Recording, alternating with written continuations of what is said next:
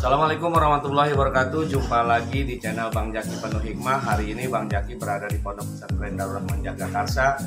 Dan hari ini hari Senin malam Selasa, Bang Jaki akan meliput kegiatan bagaimana nanti santri selepas dia menjadi alumni untuk belajar di luar negeri. Jadi santri untuk belajar ke luar negeri, why not? Kenapa tidak? Nah, hari ini sudah bersama Bang Jaki Penuh Hikmah, pemateri yaitu Dr. Ferry. Apa kabar Dr. Ferry? Alhamdulillah Dr. Ferry memanfaatkan waktunya dan luar biasa penuh. Jadi hari ini saya dapat karena beliau nanti selepas ini ke Jambi, ke Papua, dan ke Nusantara. Jadi hari ini kita berkah didatangi Dr. Ferry untuk berbagi testimoni informasi seputar bagaimana santri untuk belajar ke luar negeri. Nah, boleh dijelaskan Dr. Ferry bagaimana program ini atau kegiatan ini untuk kedepannya bagi santri? Baik, pertama sekali tentu saya gembira sekali bisa berada di pesantren Darul Rahman, ya. Salah satu pesantren tua, salah satu pesantren terbesar yang ada di Jakarta Selatan ini. Kemudian kenapa pentingnya para santri bisa ke luar negeri? Karena ini bagian dari program untuk Indonesia Maju. Artinya kenapa Indonesia Maju? Karena kita belajar misalnya bagaimana Cina itu mengirimkan ratusan ribu hingga jutaan orang itu ke seluruh dunia. Begitu juga India mengirimkan sebagian rakyatnya itu untuk bisa studi lanjut S1, S2, S3 dan bekerja juga di luar negeri di seluruh dunia. Jadi menurut data terakhir kita itu sejak Indonesia merdeka hingga saat ini kita sudah memiliki sekitar 53.000 murid-murid Indonesia yang sedang belajar di luar negeri seluruh dunia, baik di Asia, Afrika, Amerika, Australia, Eropa. Artinya kalau kita ingin Indonesia maju ini paling tidak ada 2% dari rakyat kita itu atau sekitar 100.000 per tahun itu harus belajar ke luar negeri. Jadi ini bagian bagaimana kita kalau dahulu kita mengirimkan TKI, TKW ya untuk luar negeri. Tapi pada hari ini kita berusaha untuk mengirimkan calon-calon sarjana S1, S2 dan S3. Itu menjadi bagian concern kita. Kenapa? Karena kita harus akui Indonesia itu bisa maju dengan syarat rakyatnya juga maju. Mayoritas Indonesia itu Muslim, jadi umat Islam itu harus maju dulu supaya Indonesia maju. Begitu. Nah, untuk santri nih khususnya, itu negara-negara mana yang lebih pas untuk santri? Pada intinya semua negara itu bagus ya, karena semuanya memiliki kelebihan dan yang bisa kita ambil. Ya. Contoh di Afrika, negara Mesir, Maroko, Tunisia, Afrika Selatan, kalau kita ke bawah, Nigeria, Algeria itu negara-negara yang punya basis kebudayaan panjang ya. Artinya ilmu-ilmu pengetahuan itu juga tumbuh ya dalam bidang-bidang ilmu agama misalnya atau sosial dan lain-lain.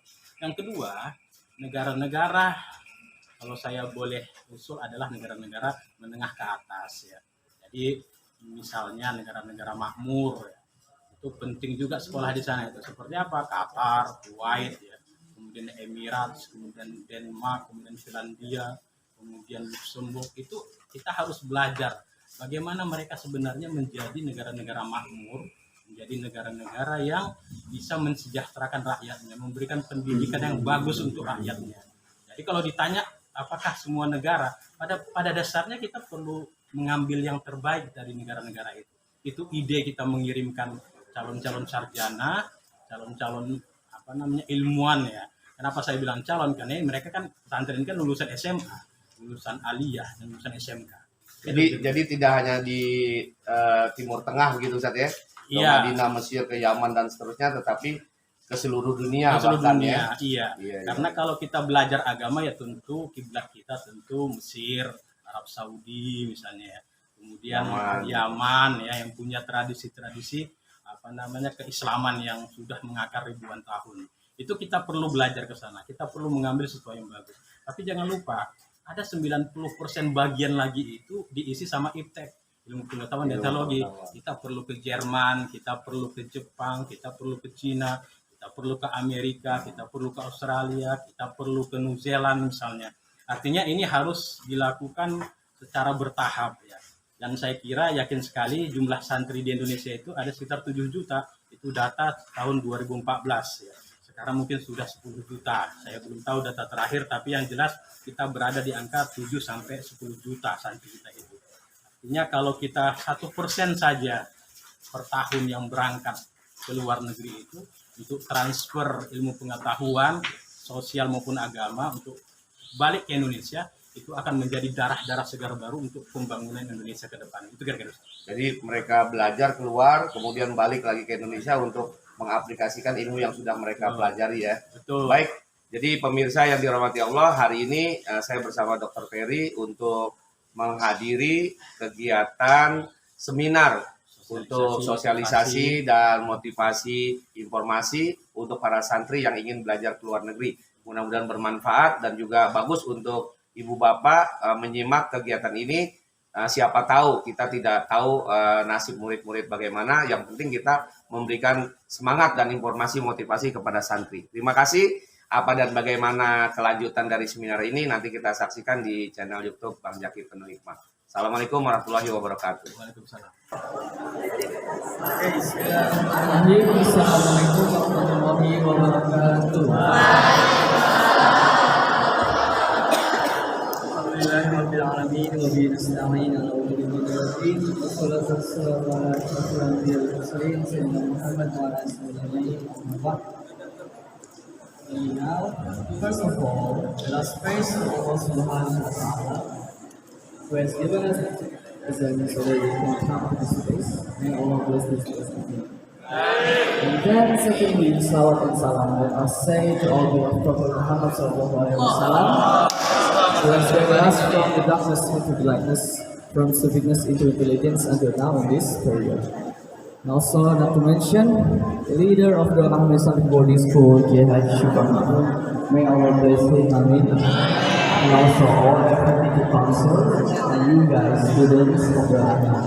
May Allah bless you all, bless us with a great health, amin.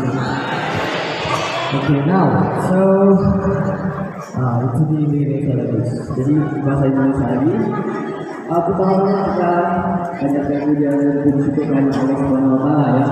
Jadi kita sehingga bisa berada di tempat yang insya Allah ini di acara seminar belajar ke luar negeri.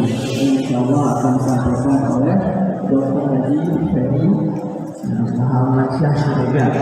Kalian yang berpengalaman di salah satu yang jadi kelas kuliah saya juara sambil saya bacakan sedikit beliau dan profil tentang pemateri. Beliau berkat beasiswa adalah bidang humanity. Pertama adalah the Fulbright Center Mission of the Institute of International Education, Washington DC 2017, itu di Amerika Serikat. Lalu kemudian Global Achievement Award, University of South Florida, masih juga di Amerika 2017, Fulbright Scholar Medal Award di Amerika Serikat. Dan dalam ini kurang lebih beasiswa satu dari Universitas Al-Azhar Mesir, S2 di Universitas S2 di Universitas Gajah Mada 2003-2005. Beasiswa prestasi Ikatan Sertifikat Muslim Indonesia KMOC 1997-1999. Beasiswa S3 ICNS UGM 2007-2009 dan seterusnya. Jadi insya Allah ada materi kita malam ini ya, insya Allah ilmunya banyak. Jadi disiapkan pertanyaannya, kalian pertanyaan yang ingin kalian cari tahu ya.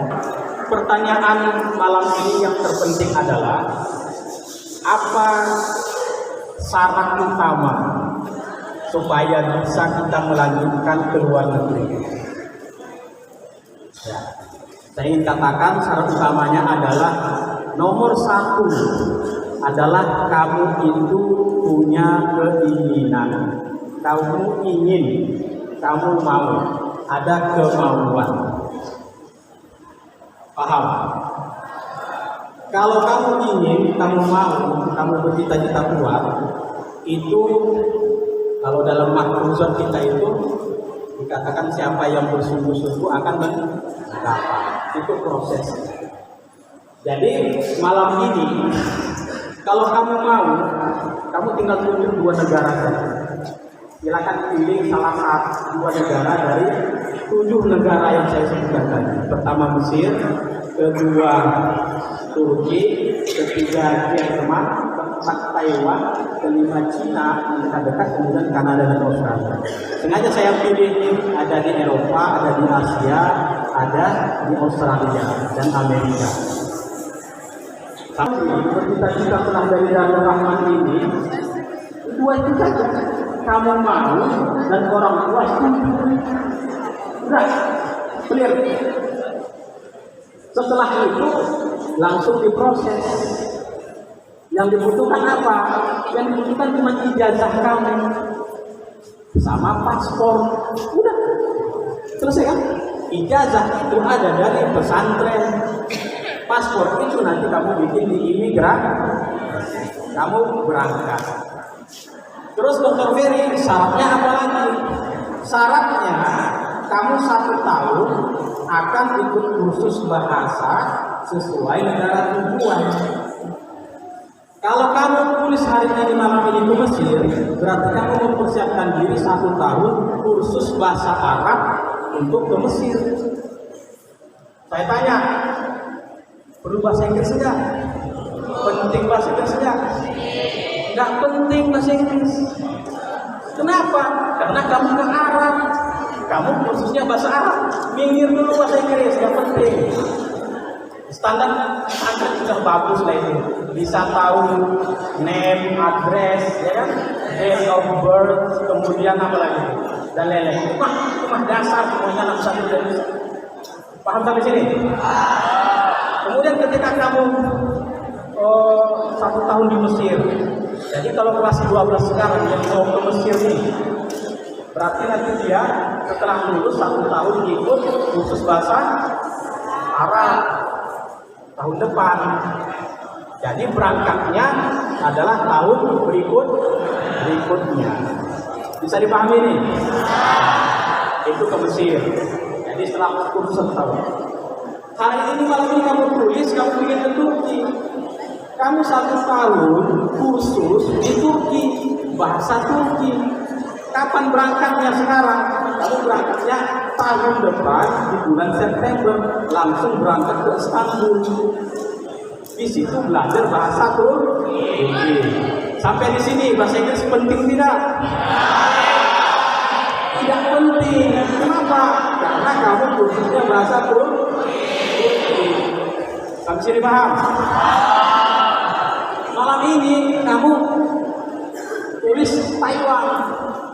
Tahun depan, September tahun depan, kamu berangkat ke Taiwan 1 tahun khusus bahasa Mandarin. Paham? Sampai di sini perlu bahasa Inggris enggak?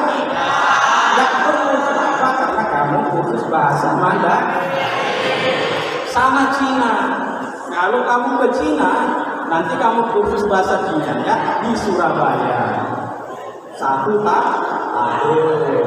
Setelah itu didaftarkan beasiswa ke Cina. Itu begitu seterusnya. Ke Jerman sama juga, kamu persiapan 1 tahun nanti khusus di Bandung bahasa Jermannya dikelola sama alumni Jerman yang lulusan Unpad.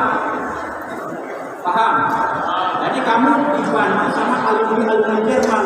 Kalau ke Mesir, kamu dibantu sama alumni Mesir. Kalau ke Taiwan, kamu dibantu sama alumni Taiwan. Paham? Jadi Cina begitu, Kanada begitu, Australia begitu. Karena Kanada pakai bahasa Inggris, Australia pakai bahasa Inggris, perlu bahasa Inggris tidak? Perlu. Kalau kamu mau ke Kanada, Australia atau ke Inggris atau Amerika, paham pertanyaan? Karena jadi kamu bahasa stres dan bisa bahasa Inggris, tidak ada masalah. Mungkin kamu nanti setahun belajar gitu, ya. Baik.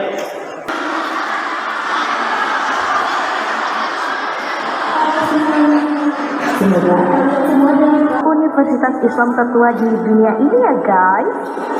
Siapa nih sahabat Al dosen terparing yang pernah belajar atau sedang belajar di sini? Atau mungkin ada yang ingin melanjutkan studinya di sini? Baik. Universitas Al-Azhar berasal dari pendirian masjid pada tahun 900 dan secara resmi diorganisasi pada tahun 988 Masehi. Masjid tersebut dinamakan Jami Al-Qahira atau Masjid Kairo. Pembangunan masjid ini berlangsung selama 2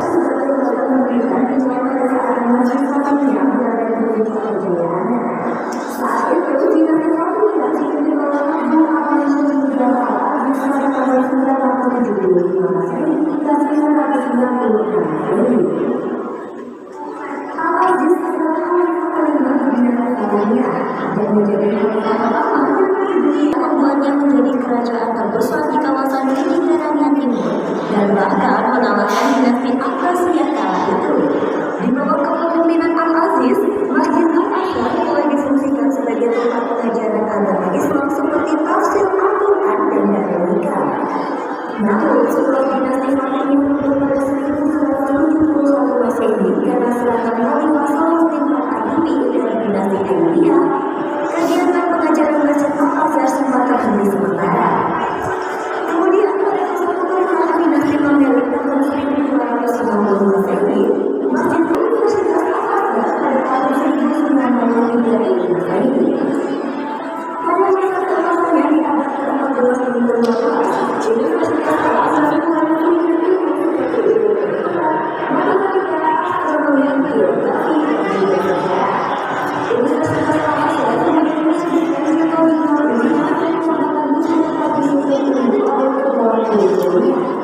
pada tahun 1950, Universitas Al-Azhar hanya memiliki 3 fakultas, yaitu Fakultas Ilmu Islam, Fakultas Usul dan Fakultas Bahasa Arab. Namun pada tahun 1961, Universitas Al-Azhar membuka fakultas baru di luar studi Islam, seperti Fakultas Kedokteran, Fakultas Pertanian, Fakultas Teknik, dan Masjid Darulati. Nah, sekian dulu.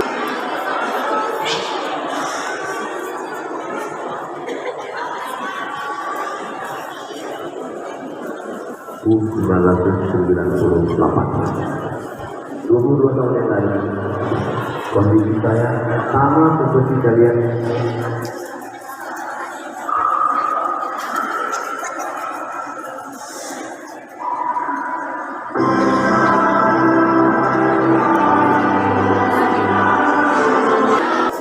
Jadi seperti saya bilang, Mesir sama Turki sama, kamu persiapan nanti juga 1 tahun. Kalau kursusnya ini langsung di Turki ya, bahasanya. Setelah itu programnya 3 tahun ya. Kalau ditanya biaya kuliah, kalau di Mesir kuliahnya gratis. S1, S2, S3 gratis. Jadi kalau kamu lebih murah mana, kuliah di IAIN, UIN, Jakarta Jogja atau di Semarang atau di Al-Azhar Mesir. Di Mesir karena gratis. Kalau di Turki 1 semesternya itu 1 juta sampai 2 juta per semesternya. Kalau di Indonesia sekarang sudah 5 juta, 10 juta, 20 juta. Jadi lebih murah mana, Turki atau Indonesia? Baik, sudah selesai. Turki. Bagi yang mau pergi ke Turki, coba melihat kampusnya indah-indah. Laki-lakinya ganteng-ganteng, perempuannya cantik-cantik. Ya, bikin kamu tambah semangat ya.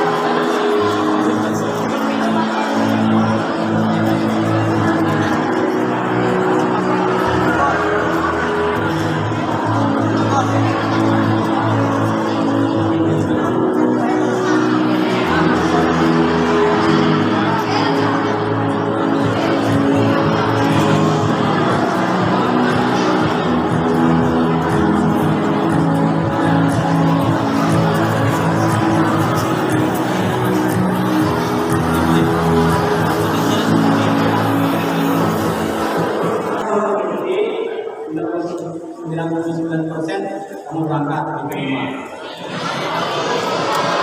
Kalau ditanya ranking kampus Turki itu ada di 100, 200, dan 300 dunia. Kalau kampus Indonesia, UI, UGM itu ada di 600 sama 700. Karena standar Turki itu udah standar Eropa. Separuh Turki itu di Eropa, separuhnya di Asia. Ya. Dua negara ini jadi pilihan kamu, insya Allah berangkat. Ya. Saya tambah 2 negara lagi. Kalau Mesir sama Turki kamu namanya full time student. Kamu kuliah full. Ya, fullnya itu nggak kerja. Jadi masa kuliah ya kuliah full. Kapan biasanya kerja mahasiswa Mesir sama mahasiswa Turki? Itu biasanya di musim panas. Ya, ada libur musim panas itu bulan Juni, Juli, Agustus. Ya, itu sudah libur dia. Di situ biasanya banyak yang kerja. Kalau mahasiswa Mesir biasanya kerjanya ke Arab Saudi, kerja membantu di Ma'had Haji. Sekarang ada program yaitu ke Jerman sama ke Taiwan. Ke Jerman sama Taiwan ini untuk yang kuliah sambil bekerja. 3 hari kerja, 3 hari kuliah. Kalau kerja ada gajinya. Dari berapa gajinya? Gajinya 1 bulan kami itu adalah 12 juta rupiah per bulan. Nah, program kuliah sambil kerja ini bagi yang mau bekerja dan ingin membantu orang tua. Kenapa begitu dokter? Karena dari dana 12 juta gaji kami 1 bulannya, 8 jutanya itu nanti untuk bayar kuliah, makan, tempat tinggal, asuransi, transportasi. Sisanya berapa? 4 juta. 4 juta ini bisa kamu tabung atau kamu kirim ke orang tua. Kita hitung kalau kamu ke Taiwan itu programnya 1 tahun khusus tambah 4 tahun kuliah, ada 5 tahun.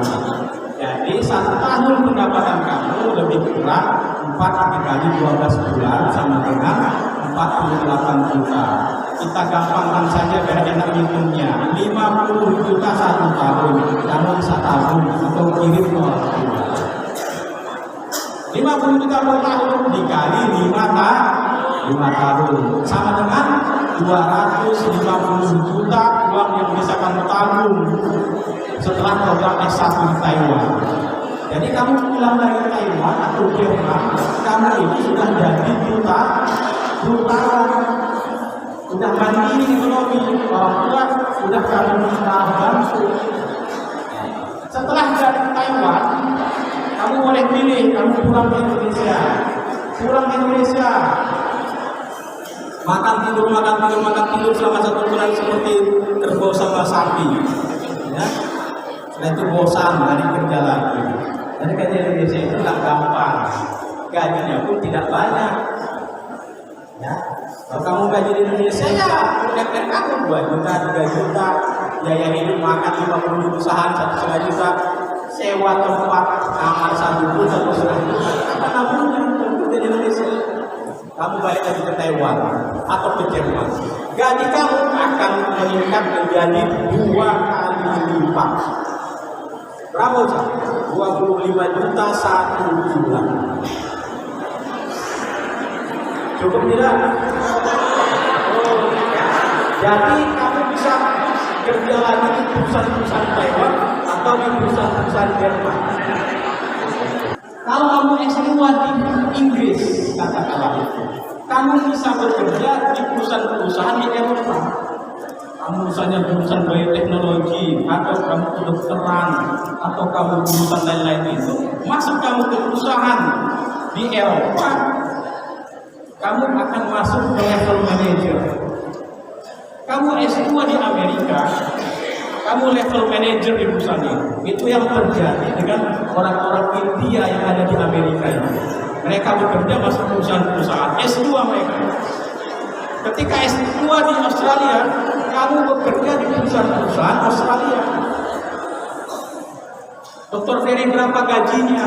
Saya beritahu gajinya itu $3.000 setelah kamu ngantongi S2 kamu dan masuk ke perusahaan-perusahaan di Eropa, Australia dan Amerika, termasuk Jepang, Korea Selatan dan lain-lain. $3.000 itu berapa Ustaz? Kali 15.000, 45 juta satu bulan. Betul. Ya. 45 satu bulan. Tapi kamu orang yang tidak cukup S2, orang S2 itu sudah tertinggi kalau masuk ke perusahaan-perusahaan. Kamu S3 jadi dosen kamu. S3 kamu di Inggris, kamu bisa jadi dosen di Inggris. Kamu S3 di Amerika, kamu bisa dosen di Amerika. Kamu S3 di Australia, kamu bisa jadi dosen di Australia. Kamu S3 di New Zealand atau di Jepang, kamu bisa dosen di sana. Itu sama dengan S3 UGM ngajar di Indonesia, bisa kan? Bisa. S3 di UIN bisa ngajar di Indonesia, bisa kan? Begitulah. Ketika kamu udah S2 di Amerika, kamu bisa jadi dosen di sana. Berapa Dr. Ferry gajinya? Saya beritahu, dulu saya itu jadi dosen tamu di sana di Amerika. Gajinya sebulan berapa? $5.000 kali 15.000, berapa itu? 75 juta satu bulan. Kalau udah begitu gaji kamu bisa bantu orang tua mengumrohkan tiap bulan malah. Nah, ini siapa namanya ke depan? Oke. Udin. Ya, Udin sedunia. Udin ini nanti S1 dia di Mesir. Kok saya ke Mesir? Karena ini paling memungkinkan, kuliah gratis, kredit murah di Mesir. 1,5 juta.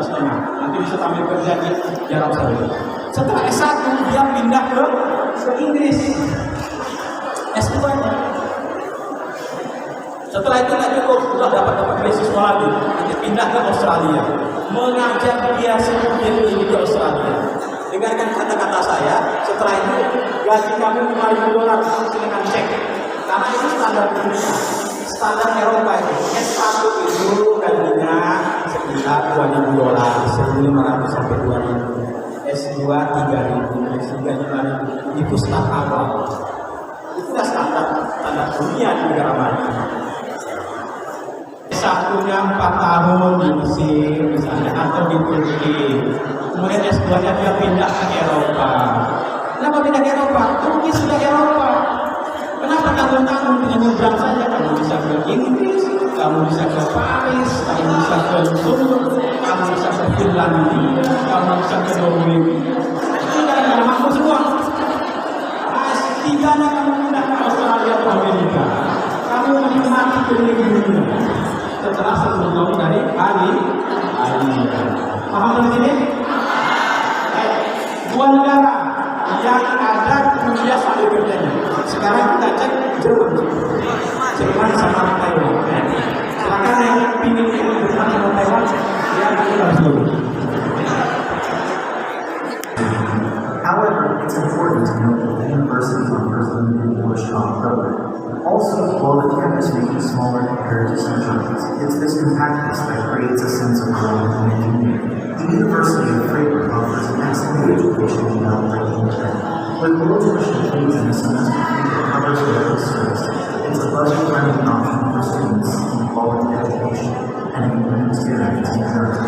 And literally, Humboldt University of Berlin, the Humboldt University of Berlin, with its rich history, diverse thought, and exceptional faculty, Humboldt University is truly a genuine part of the vibrant city of Berlin. Established in 1810. Baik, kita mulai ke Q&A question and answer. Kenalan dulu lah ya. Kenalan dulu lah. Boys, Bismillahirrahmanirrahim. Assalamualaikum warahmatullahi wabarakatuh. Nama saya Muhammad Zahraudin, bahasa Arabin. Dan kalau kita pengen di Jerman, itu yang harus kita persiapkan apa dulu ya Pak ya? Apa cuma paspor sama ijazah doang atau ada persiapan bisa dikasih apa lagi? Terima kasih. Ustaz, kalau untuk Jerman itu siapa?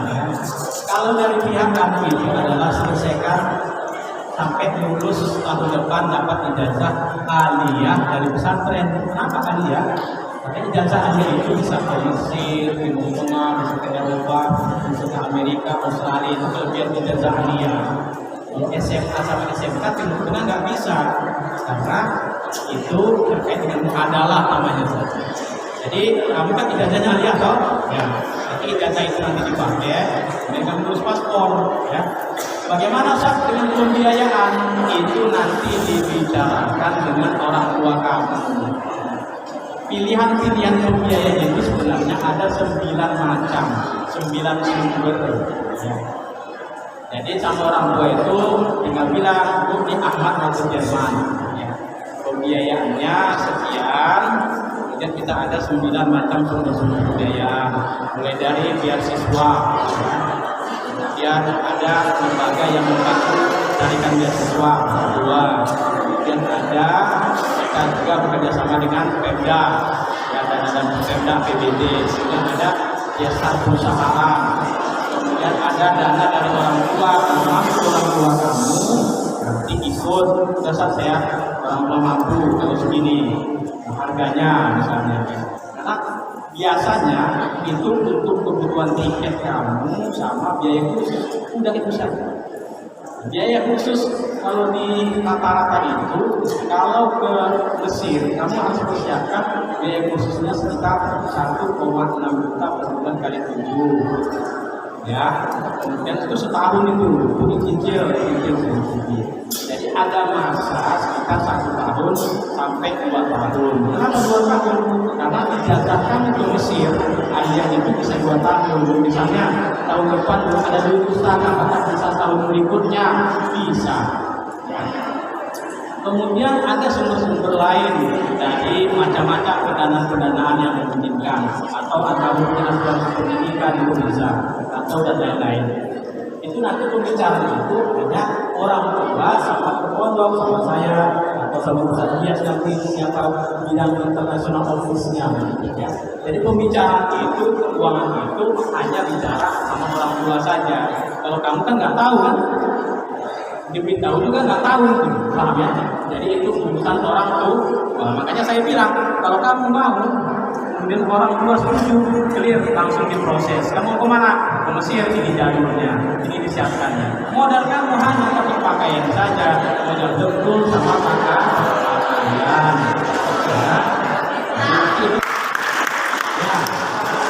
Saya itu sudah hampir 500 orang memberangkatkan ke luar negeri, ke Mesir, ke Turki, ke Taiwan, ke China, ke Jerman, ke Oman, ke Sudan, semuanya. Jadi tinggal kamunya, kamu mau tidak? Kalau mau orang tua setuju, selesai diproses untuk tidak kamu sudah ke Mesir, sudah ke Turki, sudah ke Jerman, sudah ke Taiwan, Kanada, Australia. Paham? Ini kesempatannya, kesempatan itu kita seriuskan. Setelah ini dilihat cek berapa orang ke Mesir, 30 orang, panggil orang tua yang ke Mesir, langsung kita bicara, Bu, gimana Bu ke Mesir? Begini Bu, oke Bu setuju, oke silakan tanda tangan, langsung diproses kamu persiapan. Masing-masing itu selama 1 tahun, setelah Bu. Assalamualaikum warahmatullahi wabarakatuh. Nama saya Rahima Nurhaliza.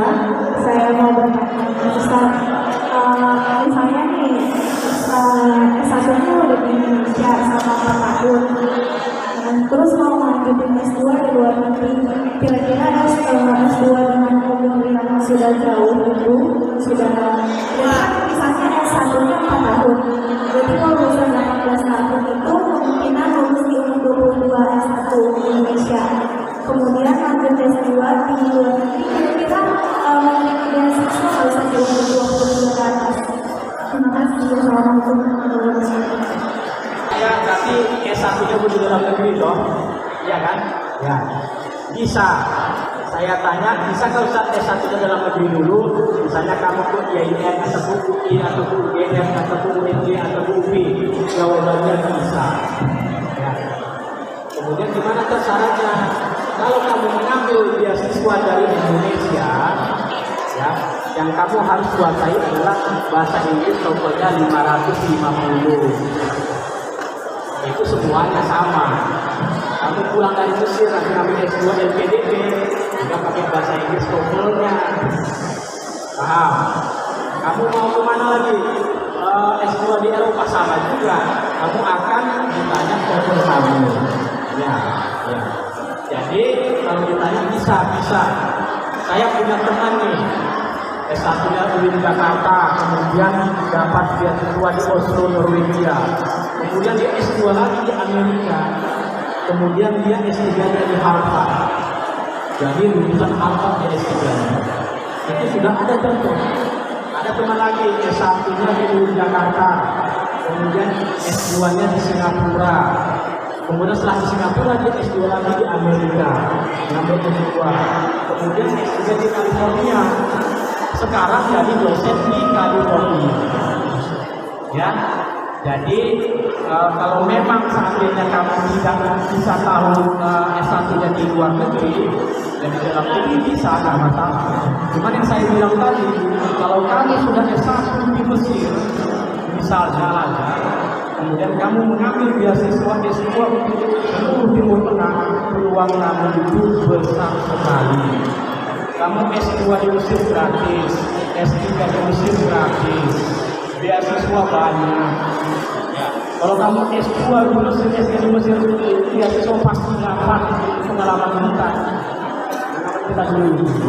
Ya. Kalau kamu S1 itu, kamu S2 itu juga lebih gampang. S2 tiap tahun itu 60 beasiswa untuk Indonesia.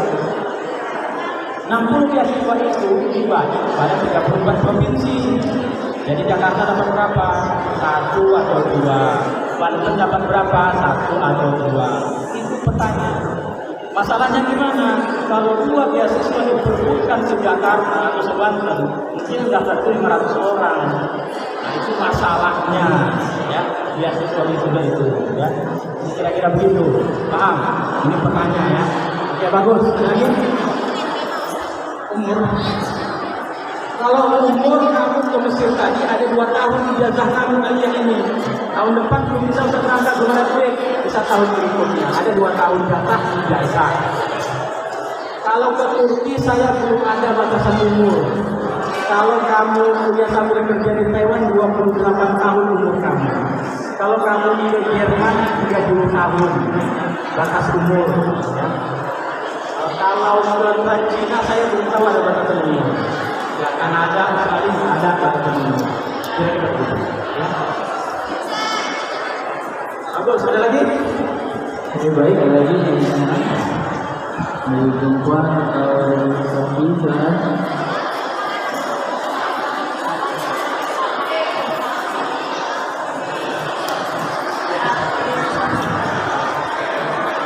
Ingin ke Mesir atau Dubai? Keren ya?